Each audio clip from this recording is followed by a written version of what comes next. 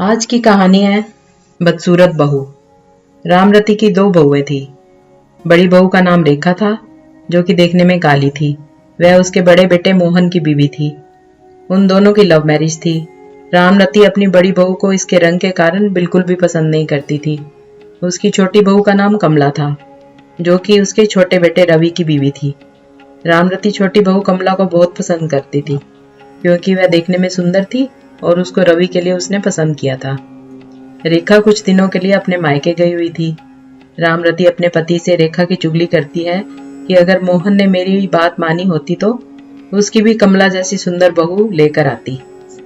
रामरती का पति भी अपनी पत्नी को समझाता था कि रंग रूप से कुछ नहीं होता, व्यक्ति के गुण मायने रखते हैं। लेकिन रामरती को कोई फर्क नहीं पड़ता था। एक दिन रामरती के छोटे बेटे और बहू ने गोवा जाने का प्लान बनाया। उनको 2 दिन बाद गोवा जाना था। अगले दिन रामरती की कमर में बहुत दर्द होने लगा। उसको डॉक्टर के पास ले जाना था, तो उसने अपने छोटे बेटे रवि को कहा।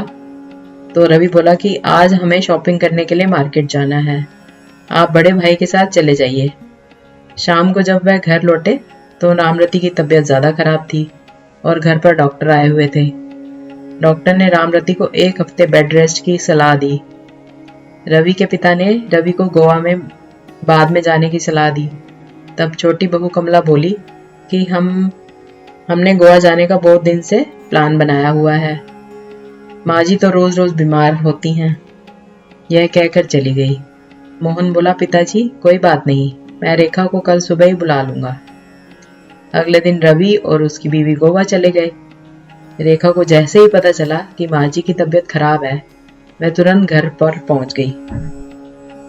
रामरती को इस सब से पता चल चुका था कि रंग रूप से ज्यादा व्यक्ति के गुण महत्व रखते हैं।